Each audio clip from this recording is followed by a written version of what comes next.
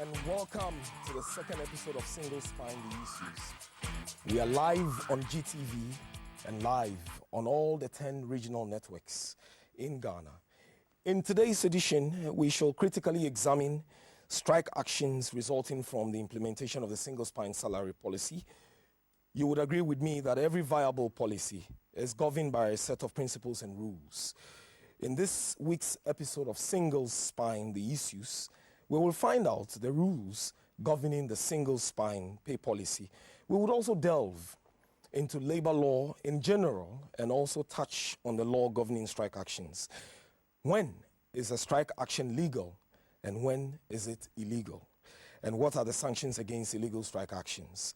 Our panel, comprising a labor expert and an official from the Fairwages and Salaries Commission, will help us find answers to some of these questions. We believe that at the end of the discussion, we would have had an in-depth knowledge of all the common issues regarding strike actions and the way out.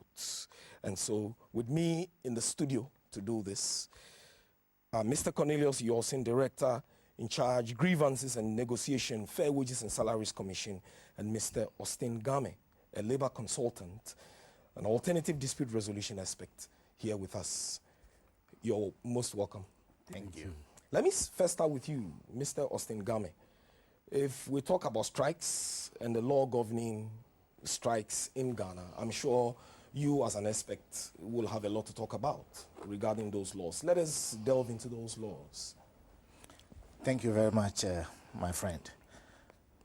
You see, in this country, we have three major sources, plus one supplementary, so to say.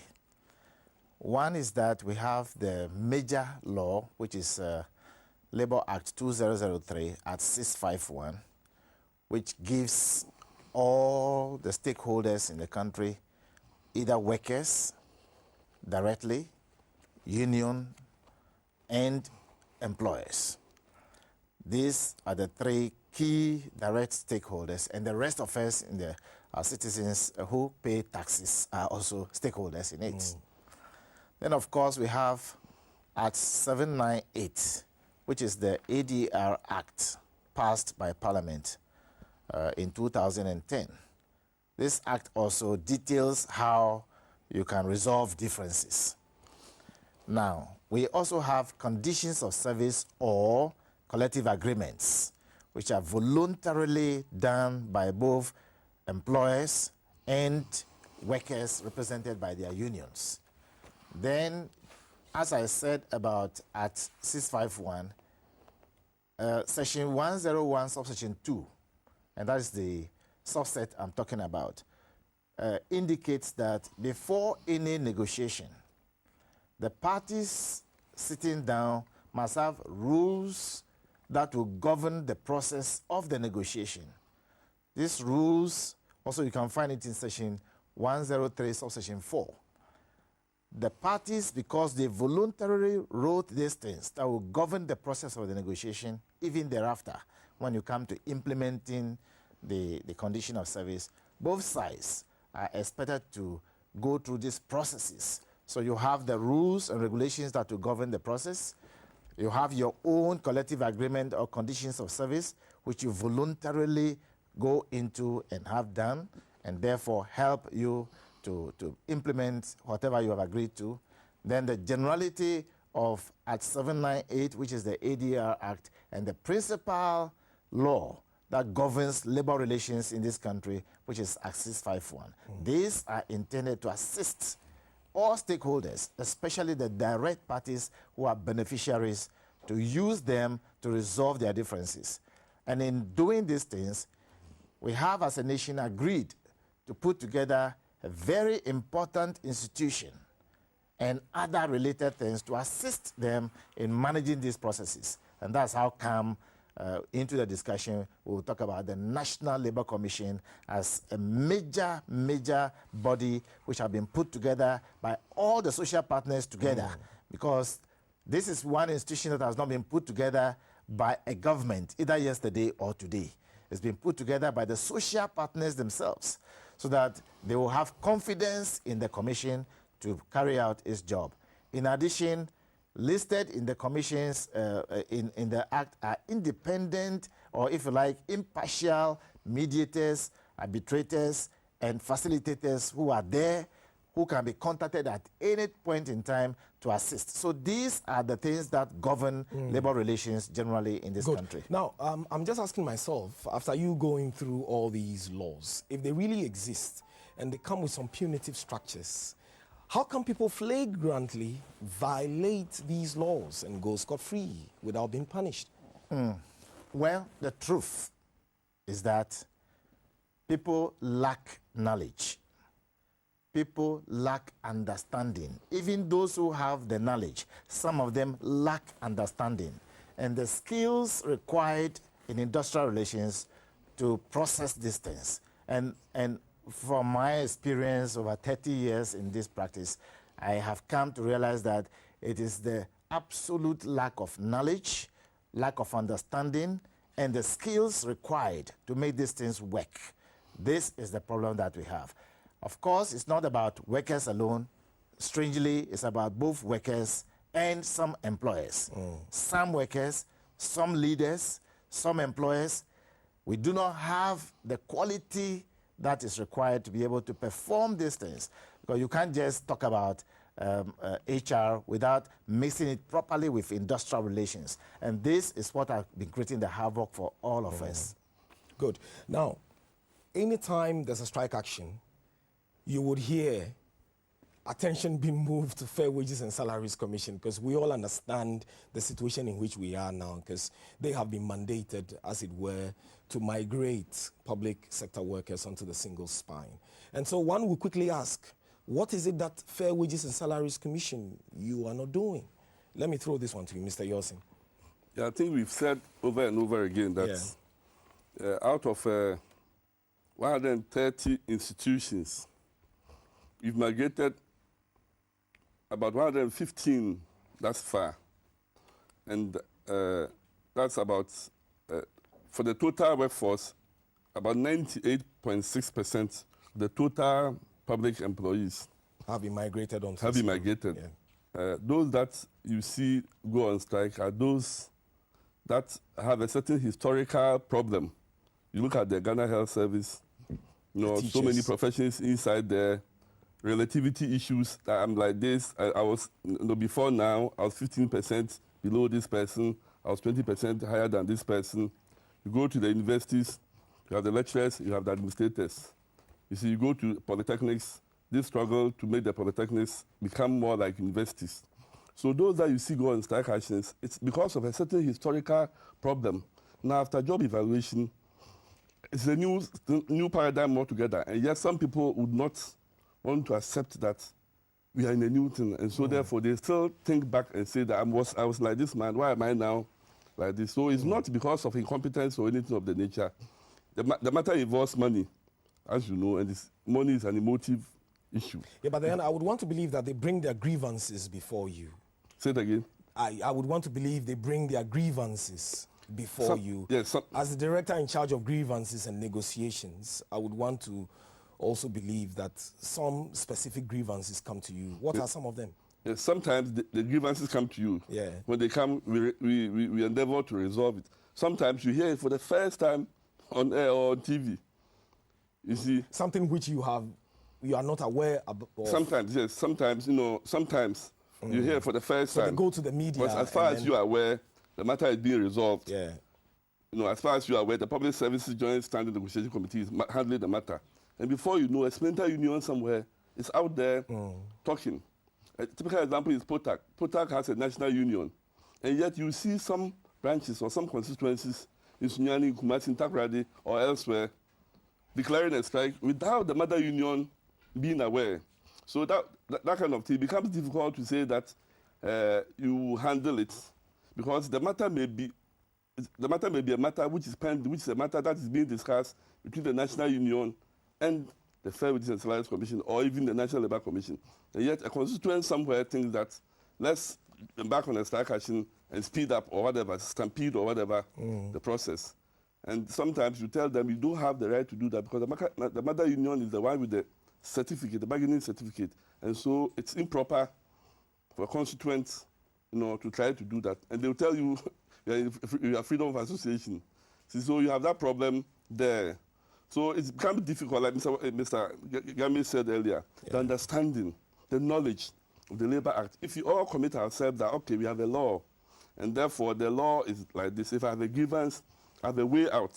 If I have a grievance, I have to go here. If I'm not satisfied with this, I go to the next level.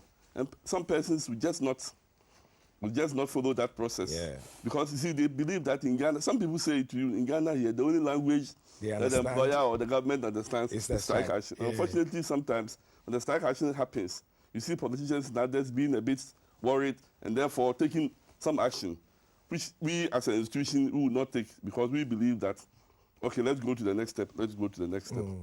Anyway, I guess that's the more reason why this program has been put together to address all these concerns. Exactly. And so that will move me to you, Mr. Austin. Maybe let me just add, the key word, the reason is not about, like, it's a very dirty perception. Yeah. Let me put it in How blunt. dirty is this? Extremely, there is a pit we have been brought out from, and we are smeared with all kinds of clay.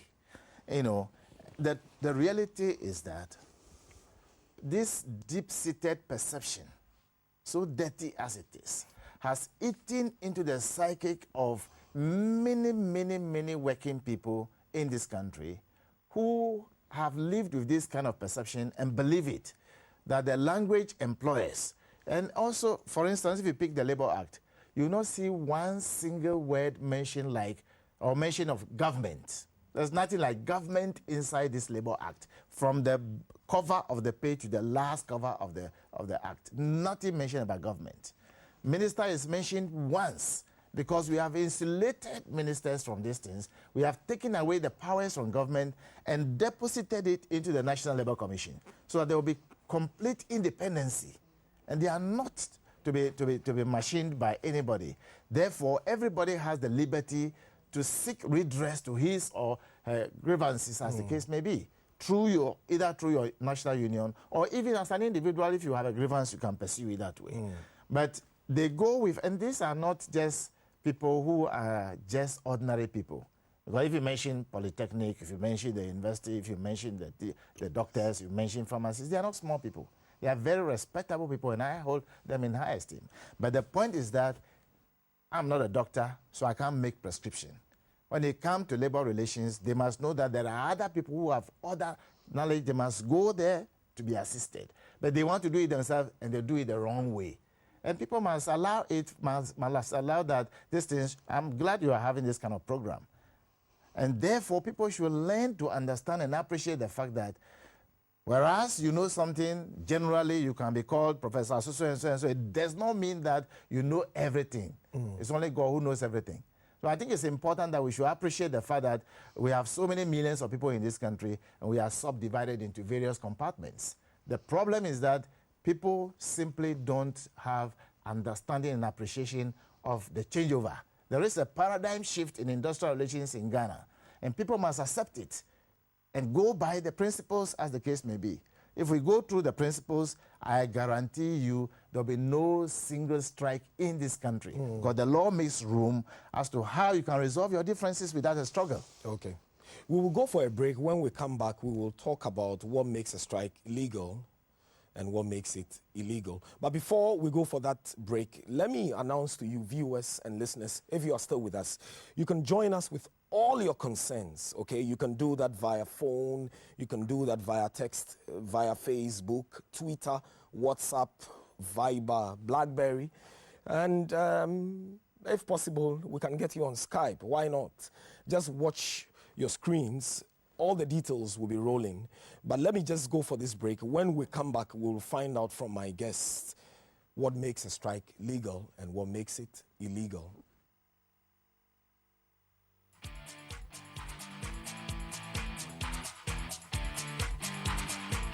What makes you a man? Is it the money you have?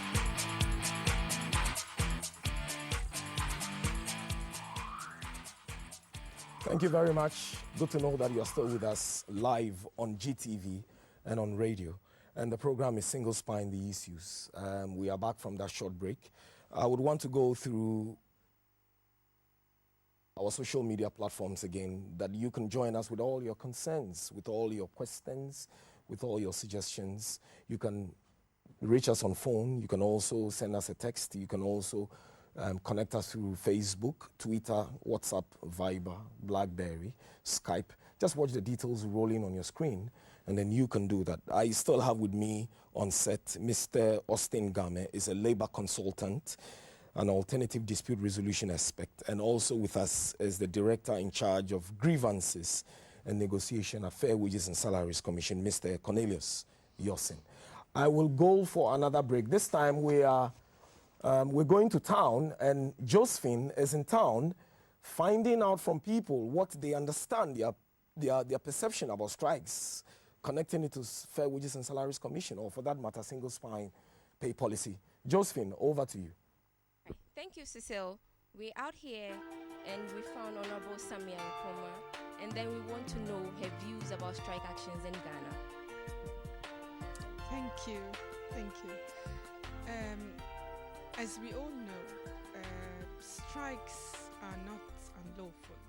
Under the laws of the land, a worker is allowed, and within the law, a worker is allowed to strike. Naturally, it should be a last resort. A last resort after we've exhausted all other means. But we want our workers to be happy. We want them to be fulfilled. And I think it is within their right to belong to trade unions, and it is within their right to do whatever is possible to have or to demand better working conditions. Okay. So do you think that the various institutions or unions have gone through the right procedures resulting in strike action? I think we can all work harder, all stakeholders, not just the unions, but the employers, including the governments. I think we need to work much harder at trying to understand what needs to be done. Thank you very Hello, much. madam. Strike actions in Ghana. Well, I may say that it's not the best way to seeking for one's needs or rights. However, it appears to be the best language most understood nowadays. Negotiations and dialogue do not seem to work. So positively, it works for workers, for us like this, but it has a negative impact. In the whole, it's not the best, but that is the way out for now. Thank you very much. Well, I think strike in Ghana is like two things, let me say. Like it's a negative impact and a positive impact.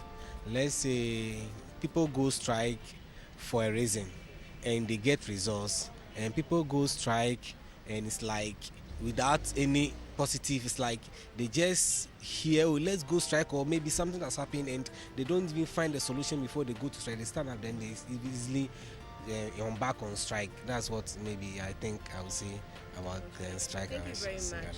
Thank you. I think that strike is a very bad thing. Yes, most of the time I hear that doctors in particular go to strike, and a lot of people die out of it. And so for me, I think it's a bad thing. We don't need to, encourage strike, and the government must be up and doing, make a law that restricts every institution from going to strike, especially if it concerns human lives. Okay, thank you very much. Hello, gentlemen. What do you think about strike actions in Ghana? Oh, it's good. It's good to go to strike because there are so many things we are facing and it is not helping us. Something like single spine. Ghana government says he's going to make single spine for us. But could you imagine James like this? That single spine never favored me. I got 50 CD as an increment on my salary, and I think it's not helping me. But do you think that the whole single spine issue is about increment? Oh, yes, because people receive it hugely and people some receive it small. How will you be satisfied or happy? We all go to the same market. Think about strike actions in Ghana. Oh, please, I think it's not good at all because when we take the health, for instance, the doctors going on strike, I think it's not really good because at the end of it, the patients may suffer, some even being to death and so on. So I don't think it's good.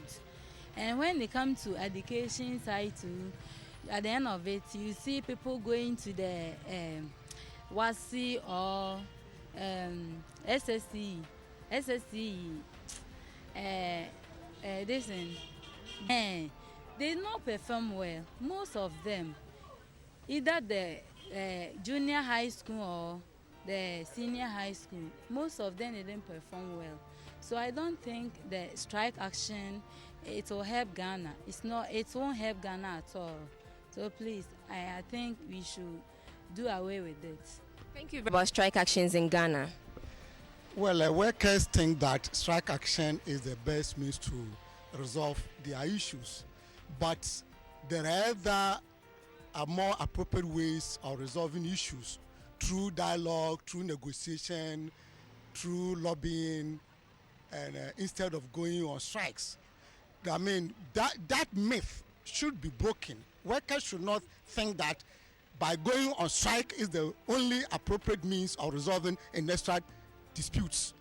Such a philosophy belongs to ancient labor history, but not modern day Ghana history. People should sit down and negotiate and talk rather than going on strikes. Thank you very much. All right, this is what people have to say about strike actions in Ghana. Over to you, Cecile. Thank you so much, Josephine. We are back from town and back to the studios to continue with our discussion. You heard so much, and I would want us to go straight to James. James's concern is that sometimes there are increments. He only enjoyed just about 50 Ghana cedis, whilst others enjoy so much.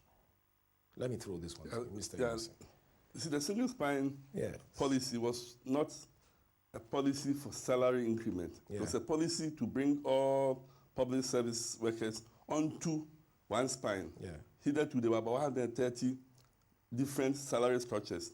They are now being brought onto one spine. Now, what happens is that if your salary were at a certain threshold before the implementation of the single spine or before migration, then after migration, you would think, for example, let me give a simple example, the police or the prison service.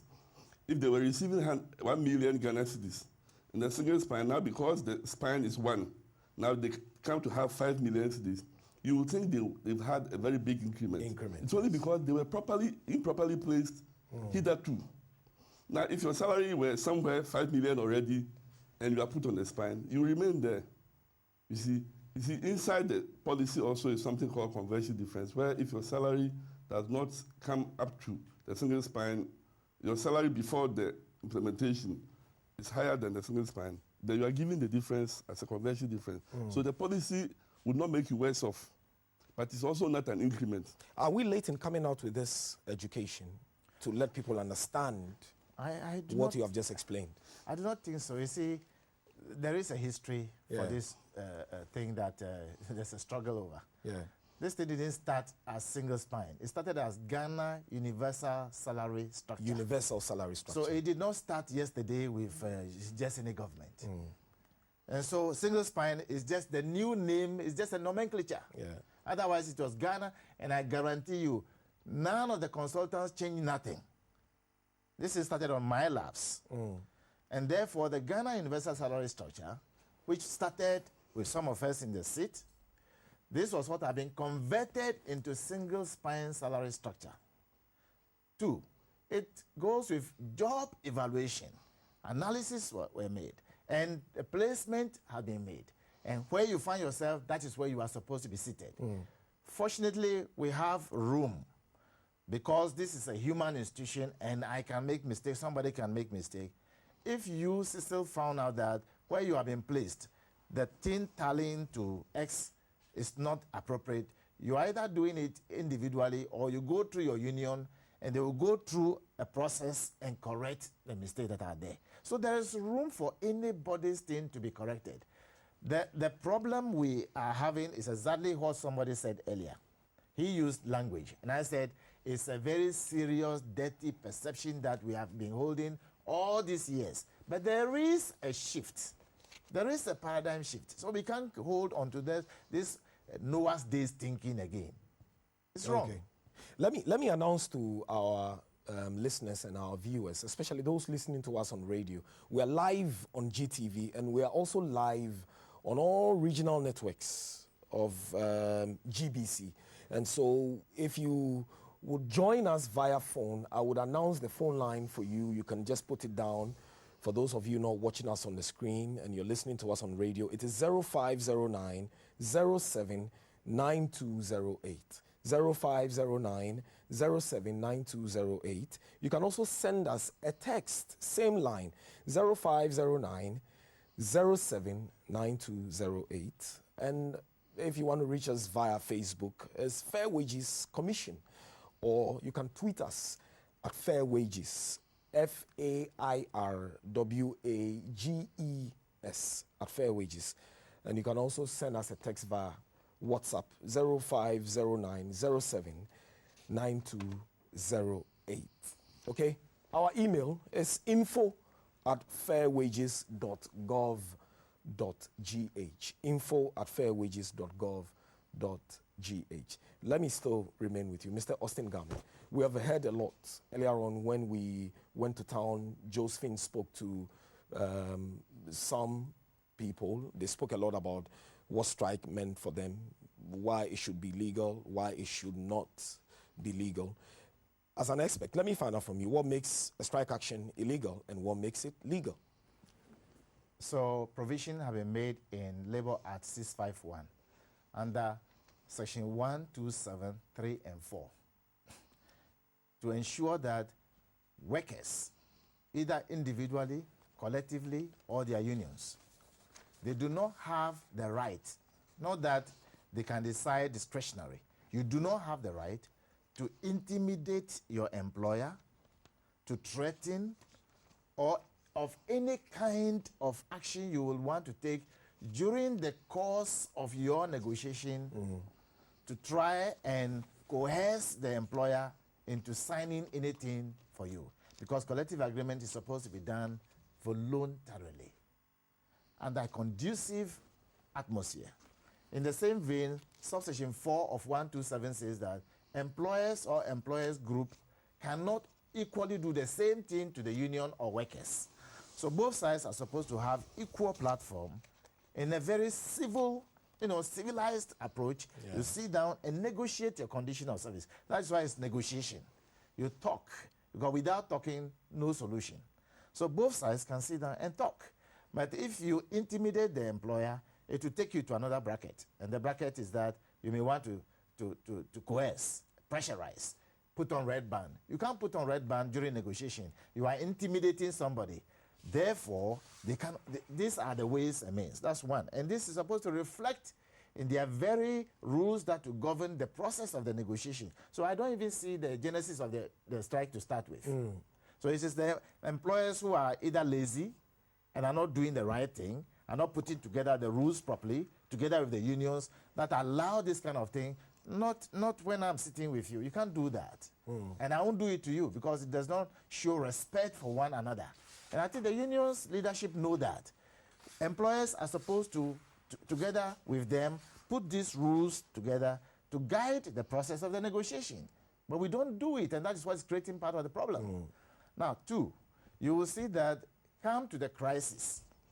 The law says in section 108 that in the unlikely event that both sides have come to a stalemate and they can no longer talk, and therefore they want some ways and means of helping themselves, then it says that go to Part 18 of the Labor Act, and Part 18 begins with Section 153.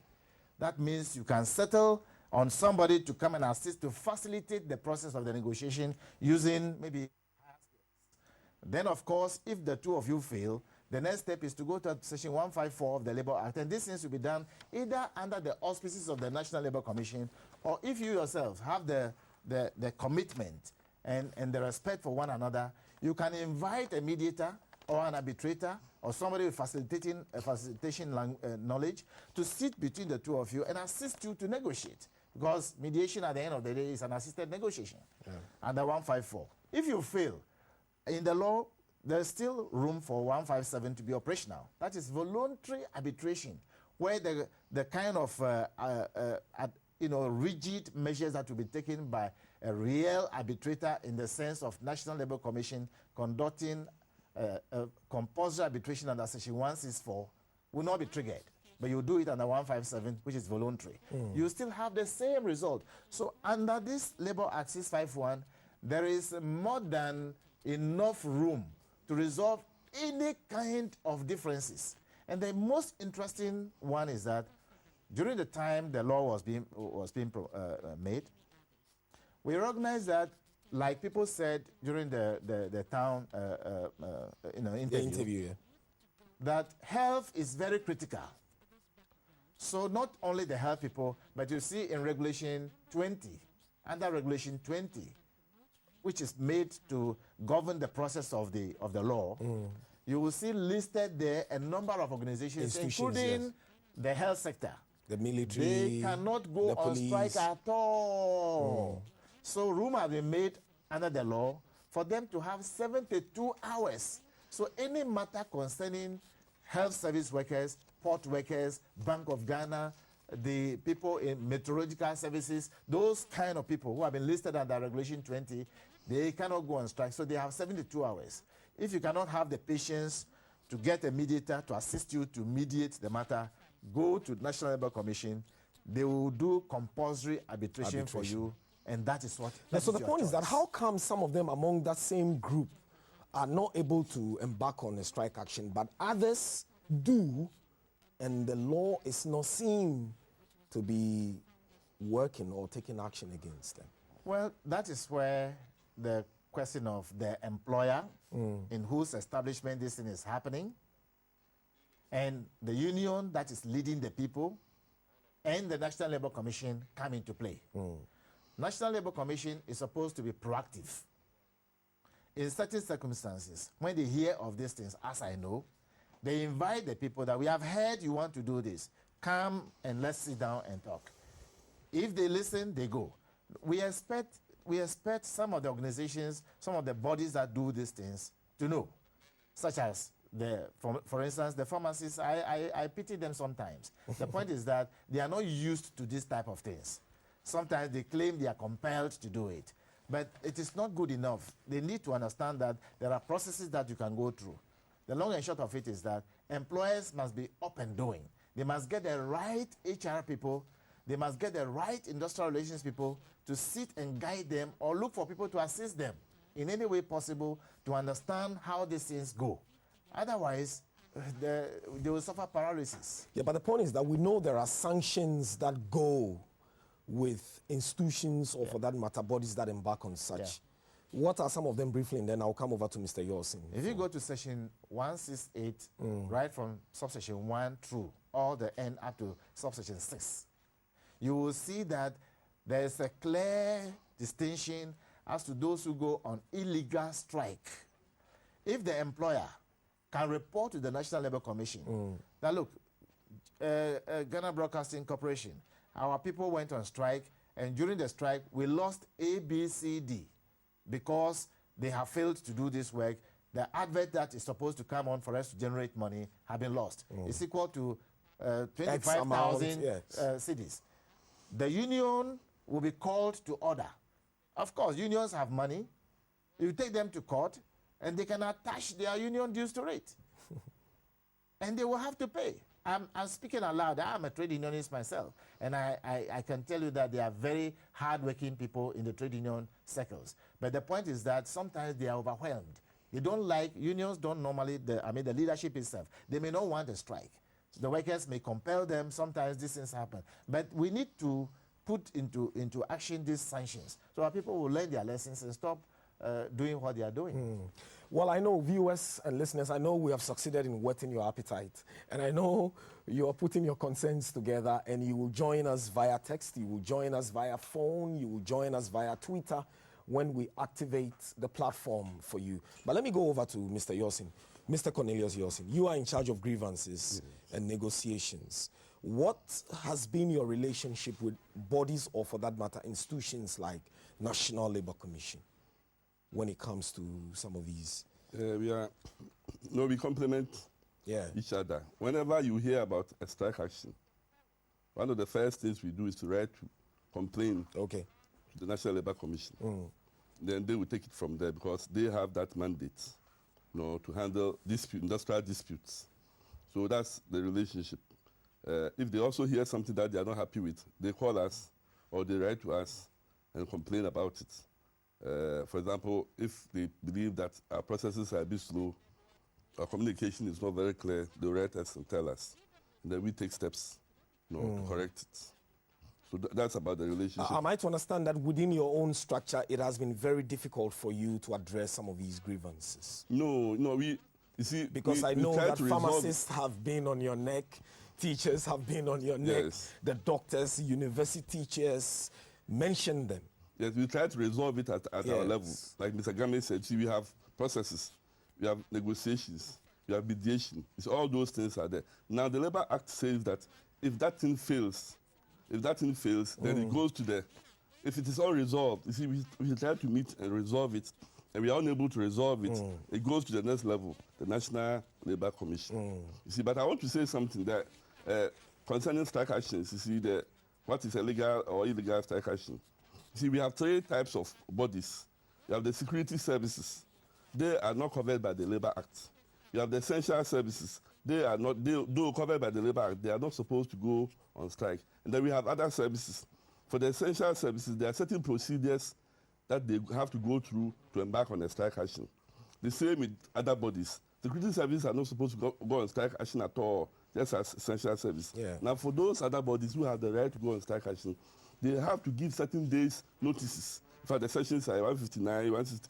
So it is only after you have given those days notices that you can embark on a strike action. And it is hoped that by the time of the date, by the lapse of the date, the National Labour Commission would have done something about it. Now, if you go on strike action before the lapse of that date, it's an illegal strike action. Again, if you go on strike action while negotiations or mediations are ongoing, it is an illegal strike action. It's illegal. And so illegal strike action is any strike action that takes any of these forms which does not follow the procedure. Again, we have something we call sympathy strike. If you heard recently, the pharmacists, private pharmacists wanted to join the pharmacists in the strike. It has nothing to do with them. We call it a sympathy strike. Now, a sympathy strike must make sure that the strike, the proper strike action itself is legal before you can also have a sympathy strike. So if you follow them and they are illegal, then you are also illegal. Now, prior to the sympathy strike you spoke about, am I to understand that all that you mentioned, the opposite of this, will mean that any strike action will be legal? Yes, because you see, the Constitution was talking about the laws of Ghana. In fact, the Constitution is also part of the law of Ghana. The Constitution has something we call freedom of association, freedom to join trade unions, and the freedom to embark on strike action to have your grievances resolved. But it must follow a procedure. Which is, as I said, it is hoped that the National Labour Commission will be able to resolve, for example, the grievances involving the essential services before the lapse of a certain date. So strike actions are not illegal in Ghana. They are, but then the Labour Act is so clear about it that it is hoped that if you all resolve to follow it, there will not be the need at all for a strike action. Have we ever recorded in this country a legal strike action? Maybe Mr. Austin Game, you can remind us, so that then our viewers and listeners would appreciate what we're doing. It's been an OOTV under the OO times. When I was secretary of a union back in Tema, our general secretary then, J.R. Bedin, had to carry even the issues as far as to ILO concerning, I think, cargo handling at the time.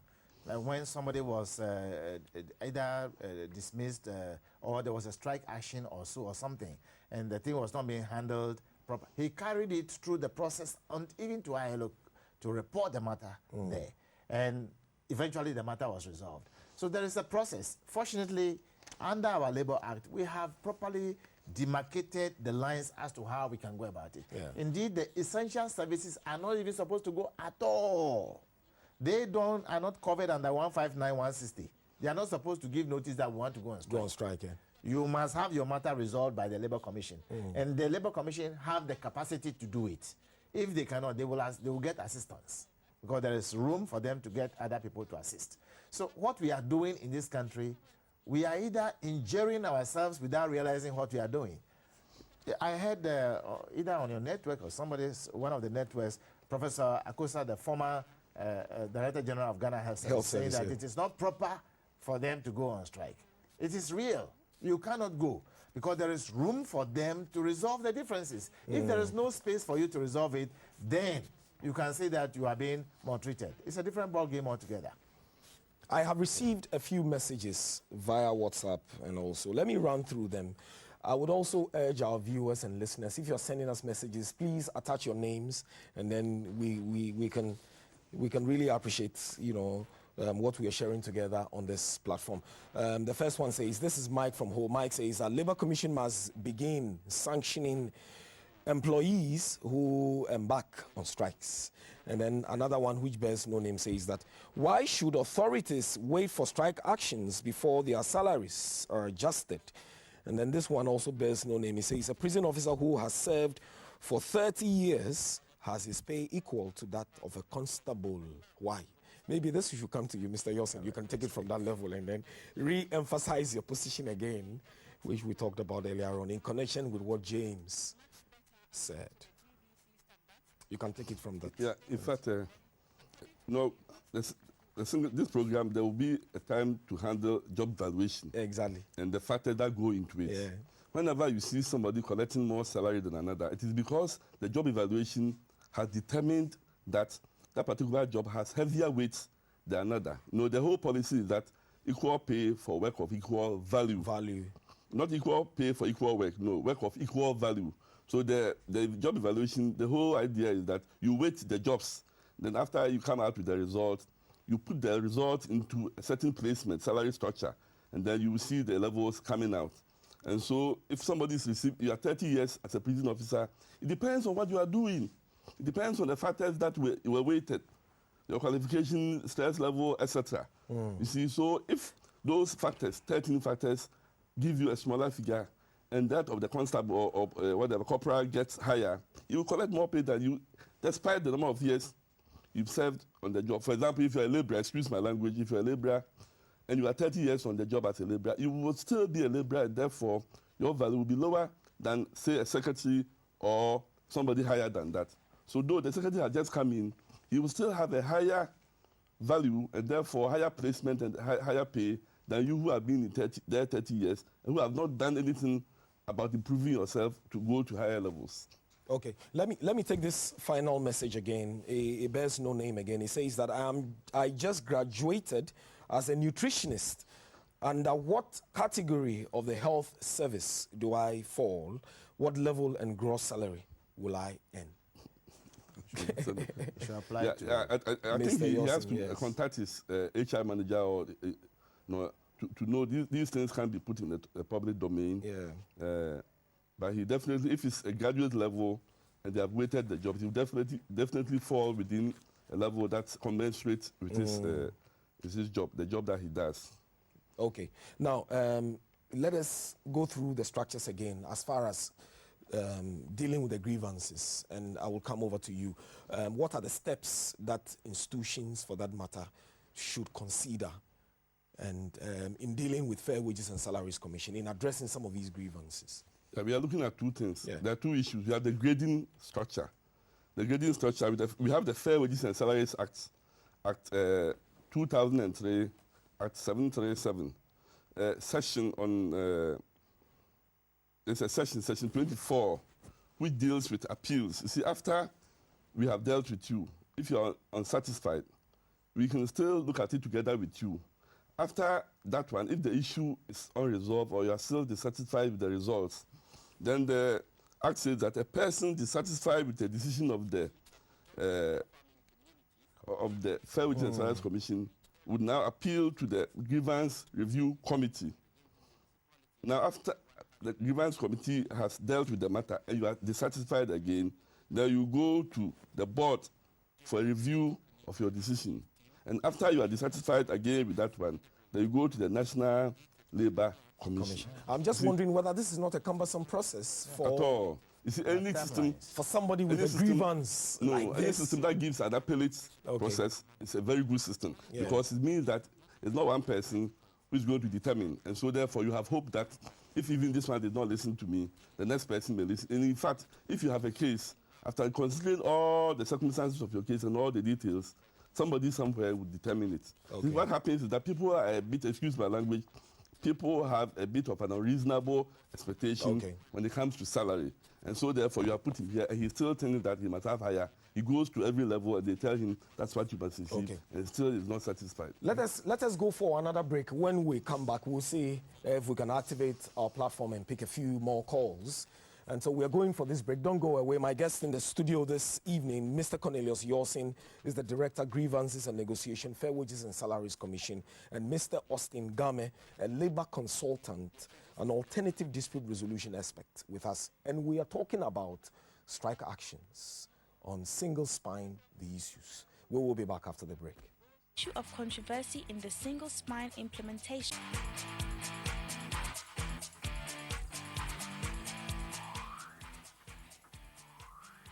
Okay, thank you very much. We are back and we're looking at single spine, the issues. This program put together by Fair Wages and Salaries Commission and GTV. And so we are live on GTV and all our regional networks.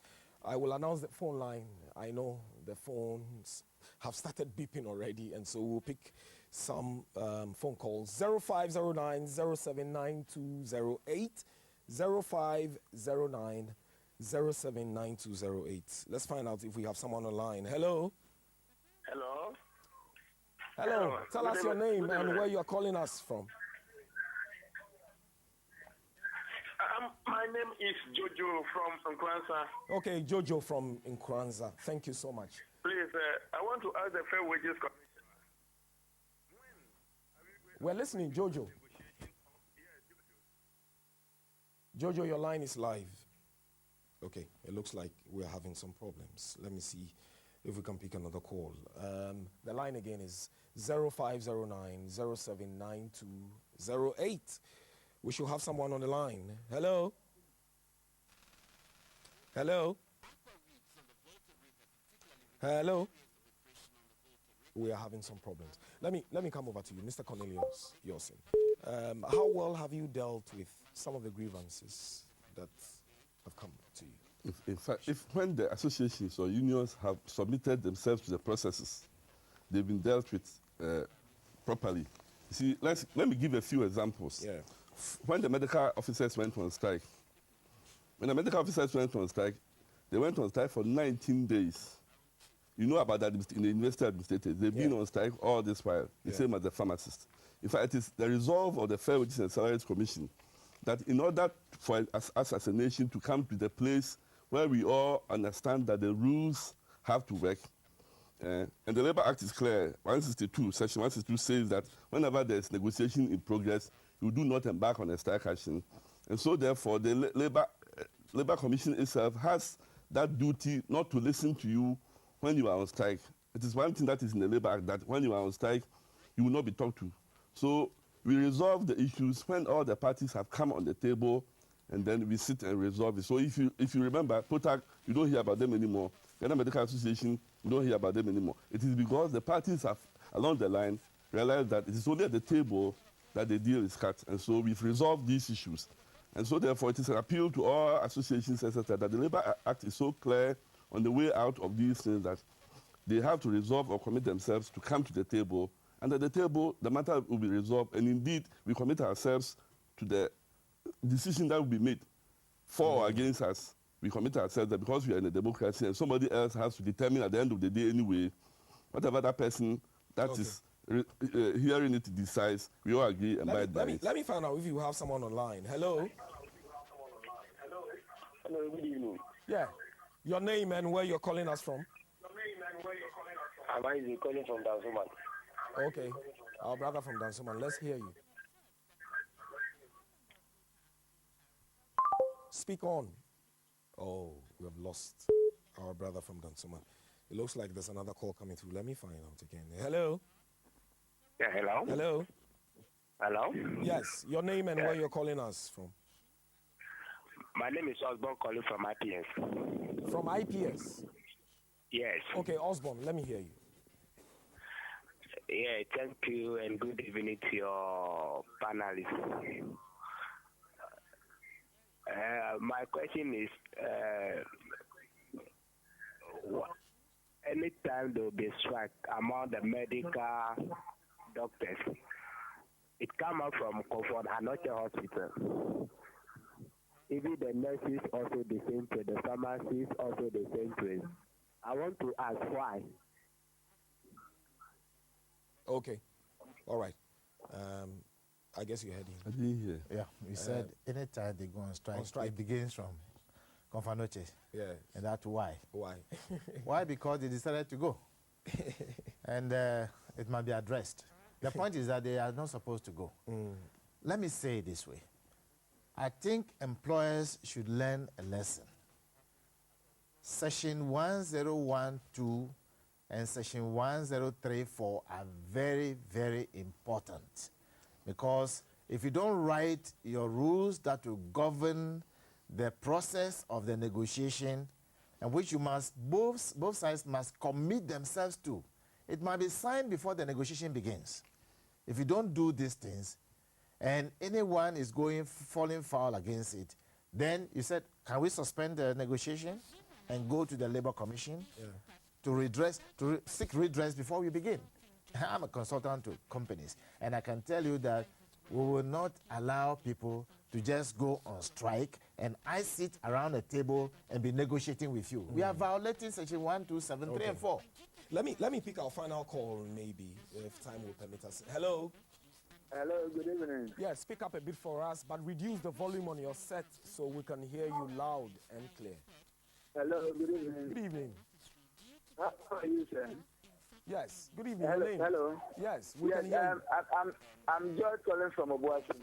George from Obuasi, let's hear you, my brother. Yes, sir. I must thank you for the program to educate workers of the implementation of the fitness plan. But I must be quick to point out that Fairwages, the unions did not do a good job. Why do I say so? Some of these things have to be brought to the public notice. Because even the implementation of the single spine salary structure is going to take 5 years for it to fully mature. How many workers in this country know about that? All of us were anticipating that the single spine is a one-stop shop gap. So when it is implemented, our woes will be cleared. So we need more of such education. Thank you very much. Thank you very much, our brother from Obuasi. I think it's a very vital point. The nail right on the head. Yes, and I congratulate him for the contribution. The point is that the single spine salary structure is not supposed to be an event. It's a process. And some will go on quickly, some will come on later.